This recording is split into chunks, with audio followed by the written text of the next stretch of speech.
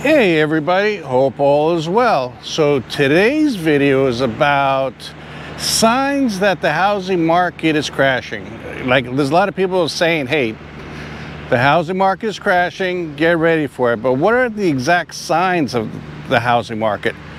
And remember, since the Great Depression, the next big downturn that we had was what, 2007 to 2009? When everybody was losing their homes and values in the houses is just tumbled. It was a crazy situation. So what are the signs now? And are we going to have a bad recession, another collapse of the housing market? So that's what we're going to talk about today, is signs of a housing market crash. So if you like these kinds of videos, do me a favor, subscribe. It really helps out the channel and it's greatly appreciated. So let's get started. One of the biggest things is obviously the rising interest rates. It's devastating the housing market. And the reason why the federal government is, raising interest rates is because of inflation. Everything was getting too expensive because pretty much rates were down to zero and houses were down to like 3% at one time. So now you need 50% more income to qualify for the same house that you could get 2 years ago. So I don't see rates going down anytime soon. And because of that, people are saying no to buying houses. And that's one of the big signs. The cancellations of new contracts is up. I think they said it's 16% that just came out. That 16% of contracts on homes are falling through.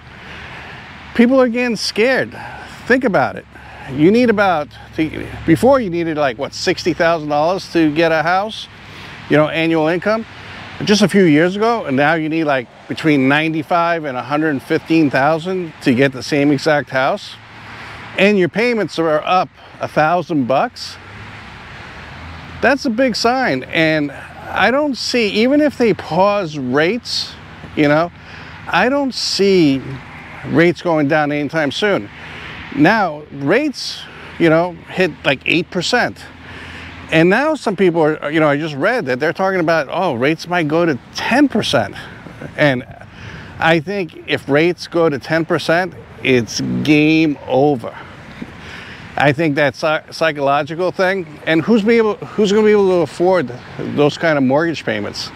It'll be crazy. So one of the signs is interest rates. And the feds might get scared and start lowering rates, but if they do it too soon, they'll be admitting that we're in trouble and they have to stimulate the economy.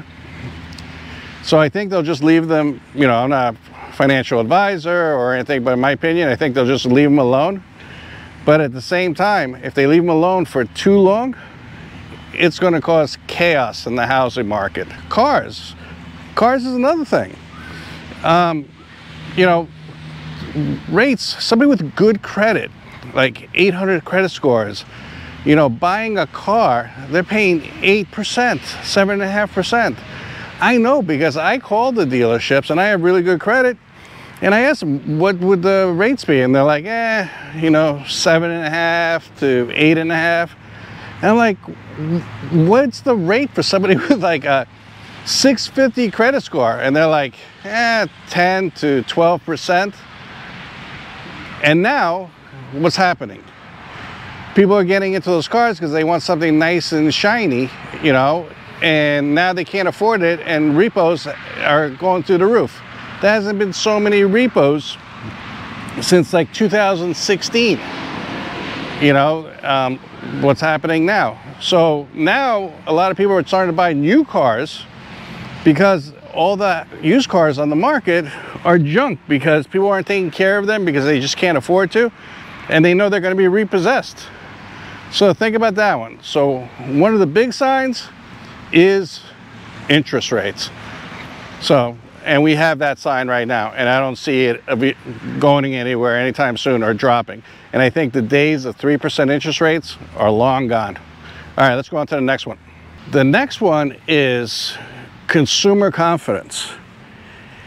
If people, like with everything that's going on with the Israeli war and Ukraine and just people not knowing if their jobs are secure. So consumer confidence, people are cutting back. Rates, everybody's living off credit cards, it seems like. And if rates go too high, people won't buy that car. They won't buy that appliance. They especially won't finance it. And the banks are starting to tighten up, even on credit cards. Some banks are saying, hey, you got a $20,000 credit line. Guess what? Now you owe us $10,000. Okay, and you're making minimum payments. Now we're going to lower your credit card availability down to your balance, $10,000. It's happening more and more and more. Consumers are getting scared. And I don't know if the media really talks about it that much, but everybody I talk to, and especially, you know, some buyers that are buying homes, they're like, you could tell talking to them that they're concerned. Should I buy it or should I not buy it? Can we afford it? Is our job secure? And consumer confidence is getting hit. I know unemployment is still low, and you know, it seems like the economy is growing, but maybe that's just right now. Maybe 2 months from now, it's not going to be like that. So consumer confidence is becoming a big, big issue. Comment below, tell me what you guys think, but everybody I talk to are saying no, they don't like the direction that we're going in. They don't feel confident in the economy, and they're afraid to make big purchases just because of everything going on. I haven't talked to anybody in months that's saying things are great, this is the perfect time, I'm gonna go out and buy a new car. It just doesn't seem that's happening anytime soon. So consumer confidence is number 2. Tell me what you guys think about that one. Let's go on to the next one. Okay, the third sign is rental vacancies. For a long time, the rents were just as expensive as buying a house, so people were choosing to buy a house. That's not happening anymore. Right now, people are like, hey, it's cheaper to rent than it is to buy. And actually, there's some places even around my area that they're doing incentives. It's like, hey, rent here and we'll give you the first month free, you know, or the last month free. So now they're trying to bring it in, and rentals, you know, the money that people are getting for rentals is going down. Landlords aren't getting as much, but their expenses are going up. So check out your market. If rental prices are going down, that's an indication that the housing market is getting in trouble. Because before, not that long ago, you couldn't find a rental anywhere. Now, they're loaded up. And now all these buildings are going in, all these apartment buildings and everything, they're getting scared because they already committed to building, at least around me, 200-300 units. And they're like, okay, we need to rent all these out. And they were hoping to get $2,000, $3,000 a month, and now they might be able to get $1,500 or $1,800. So the rental market is a big, big indication of what's going on with the housing market, and that's a sign. If rental prices softened, it's a sign that a crash might be coming. Keep that in mind. And everything I'm telling you is from an article, and I'll post it below, but tell me what you guys think. It doesn't mean just because somebody wrote an article about all these signs that it's accurate, but I think it makes sense. I think it makes total sense. All right, let's go on to the next one. The next one is shadow inventory. So basically what shadow inventory is homes that are available for purchase or even for rent, but it's not official. It's not part of the numbers. Off-book stuff, you know, like somebody's saying, hey, you know, I want to sell my house, but I'm not going to put it on the MLS. Do you know anybody? And the shadow inventory is growing dramatically. It's a little bit harder to to track shadow inventory, but here's the interesting thing. Like one of the builders that I went to, they had 2 or 3 things listed, but after they listed the 2 or 3 things, I went over there and they had probably 15 to 20 things available. So homes. So I'm like, all right, 2 or 3 are listed, but you could go down the list and it's 15 or 20 homes. That's crazy amount of available inventory. So that's shadow inventory. They're advertising 2, they're putting 2 or 3 on the MLS, but when you go there, there's 20 available. Think about that. That's going to affect. And if shadow inventory increases dramatically, you will have a problem in the housing market, because eventually those won't be shadow inventory anymore and they'll become full-blown inventory and they might be put on the MLS. What do you guys think about that one? You guys know about listings, people trying to sell houses that aren't on the MLS? Well, that's shadow inventory. All right, let's go on to the next one. Here's another sign: distressed properties. What do I mean by distressed properties? Foreclosure, people that are behind on their mortgage. Don't forget, during the pandemic, there was a moratorium on foreclosures, in California, or everywhere pretty much. You couldn't foreclose on people, and a lot of people just didn't make their payments. So all those distressed properties are going to come back onto the market. Eventually, they'll go through the legal system, and people, are going to have to sell them, or the bank's going to take them back and they're going to make them available. So if you're noticing more and more distressed properties, and if you see foreclosure rates going up, that's a good sign that the housing is going to be in a lot of trouble in the future.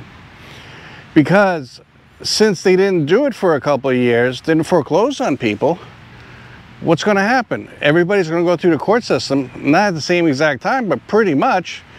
And then there's going to be a whole bunch of distressed properties coming onto the market, foreclosures, and probably not in the best condition either. I mean, I know one person that hasn't paid their mortgage in 1.5 years, maybe 2 years. At least that's what they told me. And they're still in the home. Now they're going to have to get out of the home, and they know that, but they got 2 years free. And now the bank is going to have to go in there, fix it up, and they're going to have to put it on the market. So there's another distressed home. Now it went from not being visible on the MLS or not being available. Now it's more inventory onto the market. It's crazy. And a lot of people, just on a side note, I know a few people that have Airbnbs and they're not doing too well. So what they're doing is they're saying, hey, you know what? We're going to sell the homes because Airbnb is not working out too well for us right now in this location. It might be working out in other locations, but this particular location is not working out. And they're selling them. Now you have more stuff hitting the market. That's what I'm saying. Distressed properties is going to be a big thing. So if distressed properties and foreclosures in your area take up, it's a big sign. Think about that one. Okay, here's another one.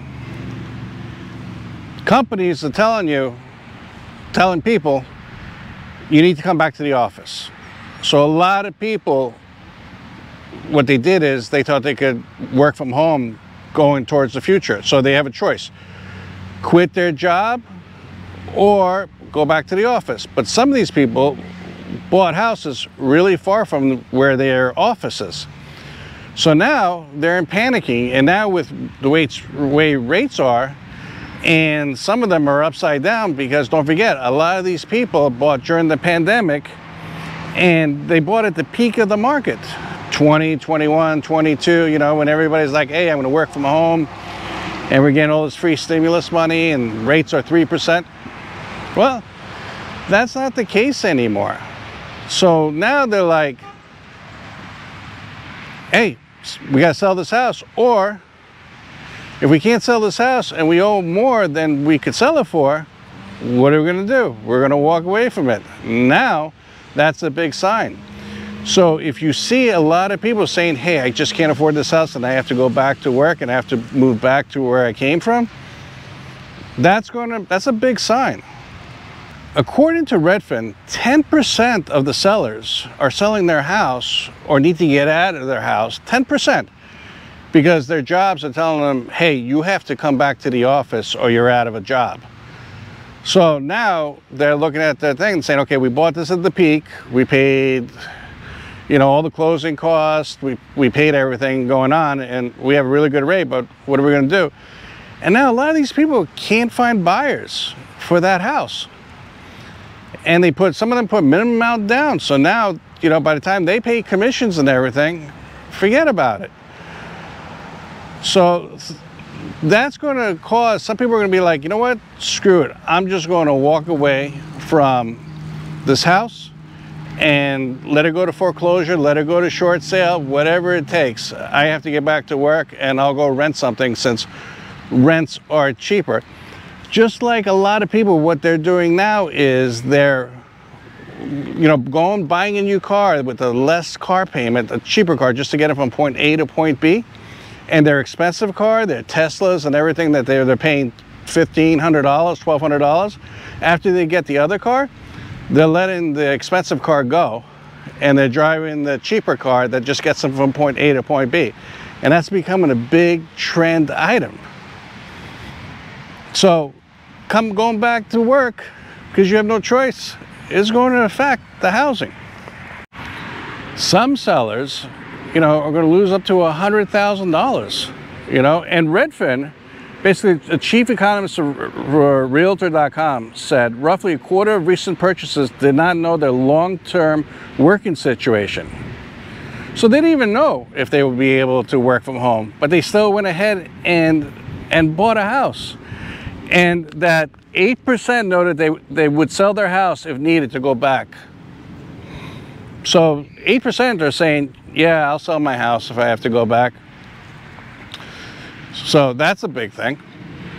At the end of the day, just look at the signs. Forget about what everybody's saying, you know, on YouTube and everything. Just look at the sign. Look at the foreclosure rate. Look at interest rates. Look at the rental, you know, rent prices are going down. You know, go and look at, you know, shadow inventory. Like if, you know, go to a builder's location and if they have 2 houses on the MLS and you go there and there's 20 in a row, but they only have listed 2 of them, those are all signs that we might be heading for a housing crash. And make your own determination, because every place around the country is in a different situation. Florida is going to be different from California. California is going to be different from New York, and vice versa, the Midwest, everything.